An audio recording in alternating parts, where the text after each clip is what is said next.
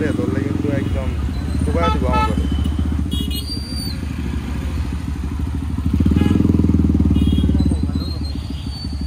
তো WhatsApp PT people, আপনারা অনেকেরই অনেক মেসেজ ছিল যে ভাইয়া এক্সজস্টটা কীভাবে লাগাইছো তুমি, এক্সট্রিমে কীভাবে কেমনে কি, অনেক মেসেজ আসার জন্য তো আজকের এই ভিডিওটা নিয়ে আসা।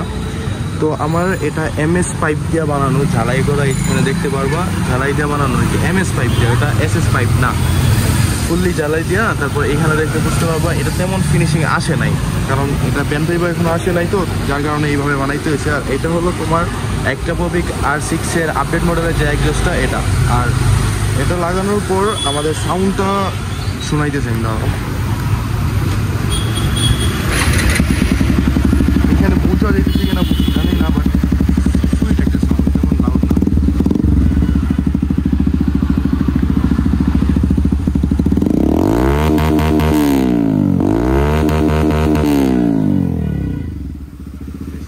সাউন্ড এটা হলো আমাদের বাইকের ফ্রন্টের লুক।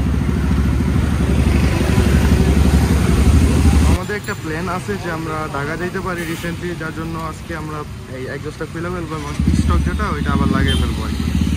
তো এর জন্য আমরা আসছি আমাদের কাঙ্ক্ষিত মুন্না ভাইয়ের দোকানে, যিনি সবসময় আমার বাইকের কাজগুলো করে থাকে, যা কিছু করে ওনার কাছেই সব কিছু।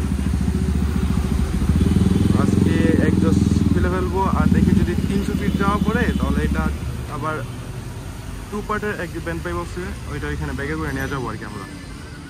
এটা আসলে আমরা ফার্স্ট টাইম ইউজ করতেছি, আগে কখনো করি নাই আমি এটা ইউজ, দেখি এটা পারফরমেন্স কেমন হয়।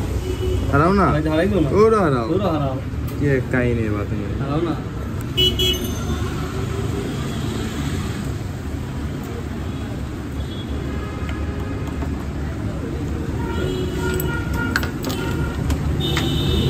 লাগাও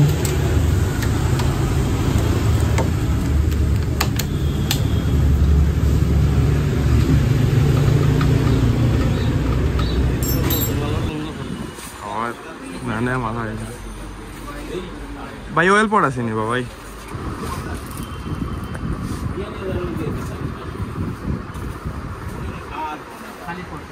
ওই ভাই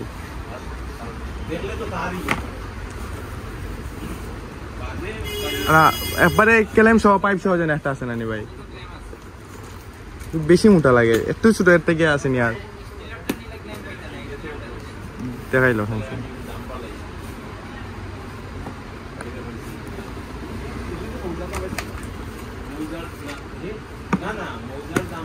এগুলো আর কালার আসেনি,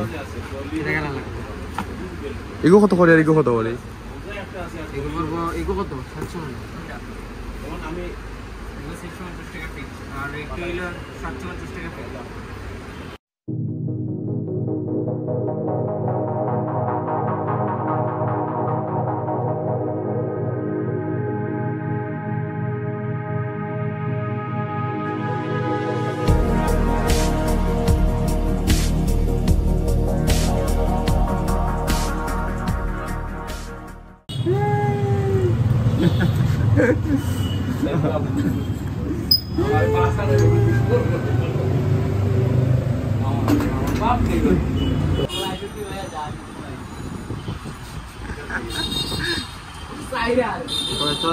এটা লাগাতে পারবে কিন্তু মন না,